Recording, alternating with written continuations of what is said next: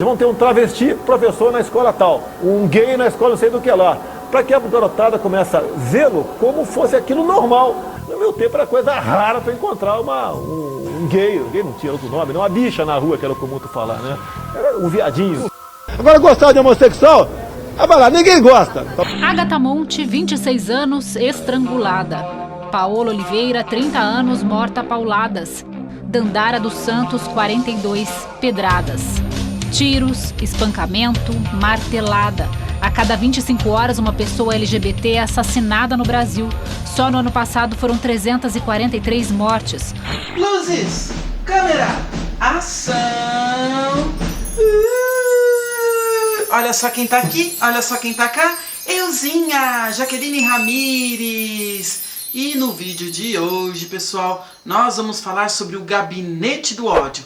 Mas, antes de mais nada, se você está curtindo meus vídeos, já chega com chuva de like, compartilha e se inscreva no meu canal. E se você quiser me apoiar, aqui embaixo estão os meus dados. Nesse momento, seu apoio é muito importante. Muitas vezes, a gente não percebe como o discurso ele é tão fatal quanto a bala. No vídeo de hoje, nós vamos fazer um caminho que percorre do discurso do ódio e chega até a violência física. Então fique ligado e bora pro vídeo!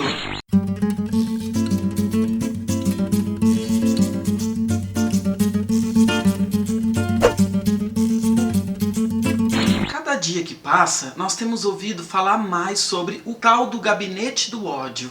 E mais recentemente, com a CPMI das fake news, o Gabinete do Ódio está vindo à tona. Se as denúncias estiverem certas, o Gabinete do Ódio pode ser entendido como um aparelho, uma máquina, que tem por finalidade a produção de notícias falsas, as famosas fake news. O Gabinete do Ódio, como o próprio nome diz, é uma sala situada no mesmo andar em que Jair Bolsonaro faz os seus despachos diários, no 3º andar. É na sala 315 que o simples vereador e filho 02 de Bolsonaro, Carlos Bolsonaro e seu irmão Flávio Bolsonaro conduzem as redes sociais da presidência da República. Tá ok? Mas, segundo a deputada Joyce Hasselmann, é também no Gabinete do Ódio que funcionaria um tipo de milícia digital que serve para produzir fake news e atacar os inimigos do governo. Estes ataques aos inimigos do governo e a difusão das fake news se dariam principalmente através do Instagram e do Twitter, em que essas milícias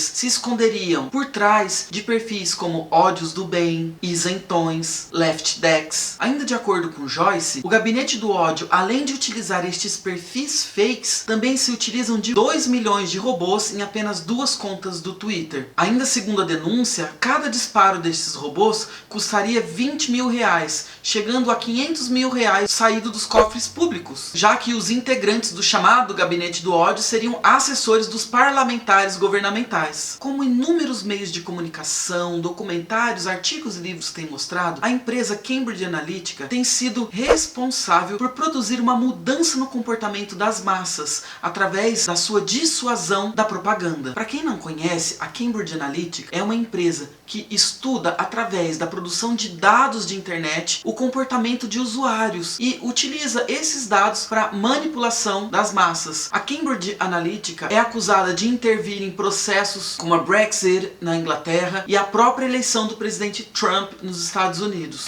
A empresa britânica de análise de dados foi acusada de ter obtido sem consentimento informações de 50 milhões de usuários para elaborar um programa que permite prever a votação dos eleitores, com o qual influenciou a campanha presidencial de Donald Trump em 2016. Eu, você, todos nós estamos a todo momento produzindo dados sobre os nossos gostos, as nossas aptidões, os nossos desejos na internet. Quando nós entramos num Kiss, quando nós preenchemos um formulário, quando nós ingressamos em plataformas e redes sociais como o Facebook, estamos o tempo inteiro oferecendo os nossos gostos e as nossas opiniões. Com isso, nós acabamos criando um perfil digital sobre quem somos nós. Não é por acaso quando você abre a sua página do Facebook, um dos anúncios que pula nos seus olhos é justamente aquilo que você estava pensando ou procurando nos últimos dias. Esse perfil digital meu, seu e de todos nós Individualmente pode não significar muita coisa, mas quando você tem uma grande quantidade de dados, você consegue entender o comportamento da população e pode manipulá-los. Se você é uma pessoa que tem uma indecisão sobre a compra de certo produto, se uma empresa sabe dessa sua dúvida, ela pode persuadir você a tomar a decisão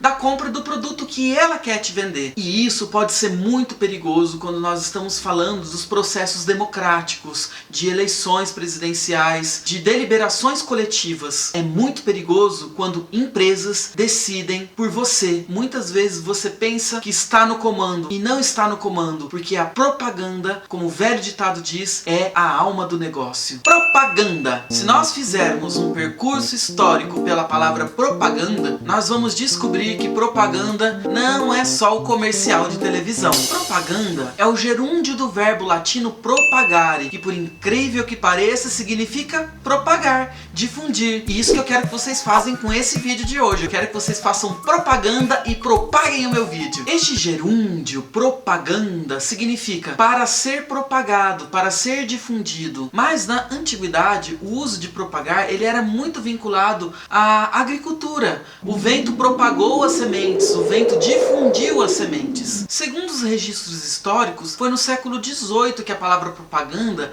passou a ser usada num sentido metafórico, congregatio de propaganda fide, que numa tradução livre significaria congregação da propagação da fé. A fé como algo a ser propagado como semente, a ser difundido. Mas nós sabemos que hoje o termo propaganda, ele não tem a ver só com a difusão. Propaganda também ganhou uma conotação bastante pejorativa, principalmente quando nós lembramos de regimes como o nazismo ou como a propaganda norte-coreana. Como em uma espécie de filme de Hollywood, o ditador coreano acaba de divulgar a sua mais nova referência à guerra. Neste vídeo podemos ver Kim manuseando armas, pilotando aviões e controlando mísseis de guerra. Este sentido da palavra propaganda, como a arte da persuasão, de convencer, de influenciar com fins ideológicos, políticos, as emoções, as atitudes das pessoas, passou a existir na Primeira Guerra Mundial. A propaganda serve para desumanizar o inimigo e criar aversão a certos grupos. Principalmente a propaganda de guerra tem se atualizado nas famosas fake news, usadas para criar uma aversão por certas pessoas e por certos grupos. O Gabinete do Ódio entende muito bem o poder da propaganda, principalmente o da propaganda de guerra. Eu acho que até o fake news é válido, com todo respeito. Ok? Porque a população tá aprendendo dia a dia como lidar com fake news. Como a Folha é fake news. Podemos dizer que o Gabinete do Ódio lida com experimentos de manipulação do comportamento das massas iguais àqueles da Cambridge Analytica. E a propaganda agora tem funcionado como um instrumento a favor da ideologia da direita conservadora para vencer a chamada guerra cultural. Existem evidências nas falas dos filhos do Bolsonaro e do próprio Bolsonaro que mostra que há bastante relação entre o Olavo de Carvalho e a guerra cultural. Quem de vocês aí nunca ouviu um dos filhos do Bolsonaro, ou até ele próprio, dizendo a palavra narrativa? Uma narrativa. Narrativa é uma palavra um tanto quanto sofisticada para pertencer ao vocabulário de Bolsonaro e seus filhos. Como é uma palavra que destoa das demais palavras utilizadas por eles, fica evidente que ela é importada de algum lugar. Essa palavra narrativa aparece no livro Guerra Cultural, a luta para definir a América de Hunter, que foi publicado em 1991 e se tornou o livro de cabeceira de pessoas como o Orvalho de Carvalho. O Olavo de Carvalho.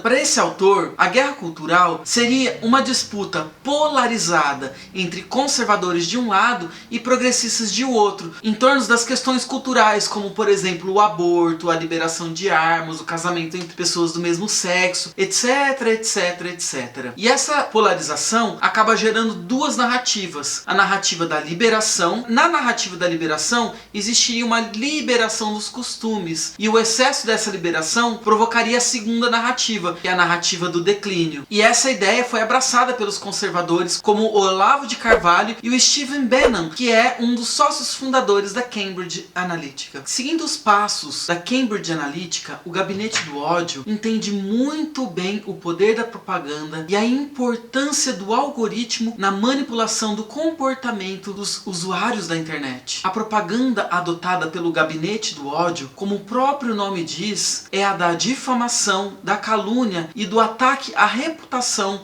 de pessoas, ideias e pensamentos. E um dos mecanismos da propaganda de guerra adotada nas fake news é o fato de se contar uma mentira. Mentir. Até que fique algo. Isso é devastador na reputação de uma ideia ou de uma pessoa. Além de contar com robôs, robô de Bolsonaro, cloroquina, hidroxicloroquina, bibi.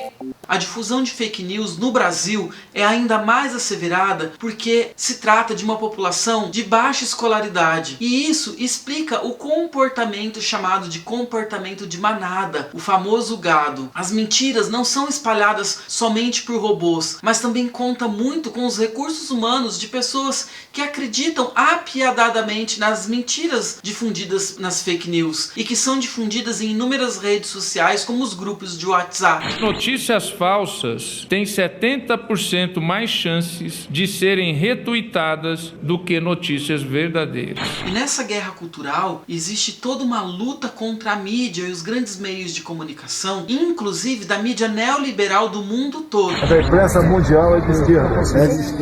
Mas assim, a mídia, apesar de todas as críticas que podemos fazer a ela, ainda continua sendo a produtora das notícias verdadeiras. Quem não lê jornal não tem informação. E quem lê está desinformado.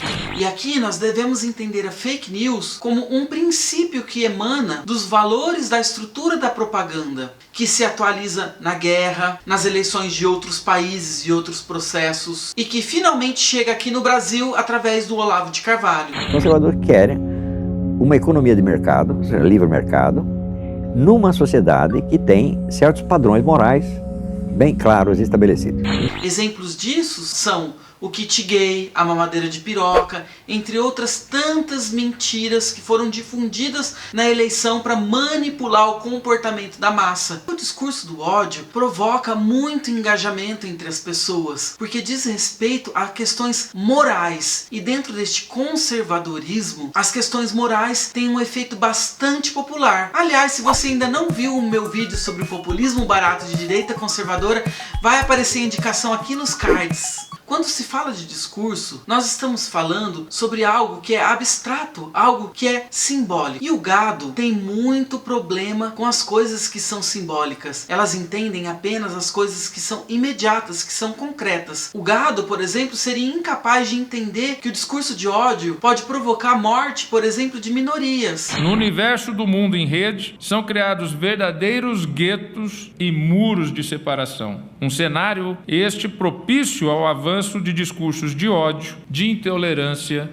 e de preconceito. Muito frequentemente se diz que o discurso de ódio tem o mesmo poder da bala, passa por toda uma ideologia que é simbólica e culmina nos piores exemplos na violência física, que é a mesma violência da bala. A violência da bala é alimentada pelo discurso de ódio. E nessa disputa por eleitorado e por poder, Bolsonaro aposta no conservadorismo e no populismo. No caso de questões LGBT e de gênero, isso fica evidente, porque as questões morais estão acirradas com o crescimento das igrejas evangélicas, que são em sua grande maioria LGBT-fóbicas. Família é homem e mulher de acordo com a Constituição, só depois que fizeram uma emenda à Bíblia, daí eu mudo. Então, no fundo, é uma estratégia bem política fomentar o ódio entre as minorias. Isso é uma forma de Bolsonaro manter o seu eleitor mais ideológico e lunático, que vê o mal do Brasil como uma questão moral. E daí o gabinete gabinete do ódio cria e alimenta um pânico moral. Tanto é que, mais recentemente, os bolsonaristas têm tentado criminalizar a ideologia de gênero. A própria criação da expressão ideologia de gênero é um golpe muito baixo dentro da guerra cultural, pois a ideologia de gênero funciona como uma fake news. Ela não existe, criada para provocar um pânico moral na população. Mas esse discurso acaba provocando a aversão, o ódio a homossexuais, de carne e osso, que existem nas ruas, que existem nas casas, que existem em todos os lugares. Essa aversão leva muitas vezes à morte, leva muitas vezes a notícias, como temos visto, de mães e pais que abandonam seus filhos, em alguns casos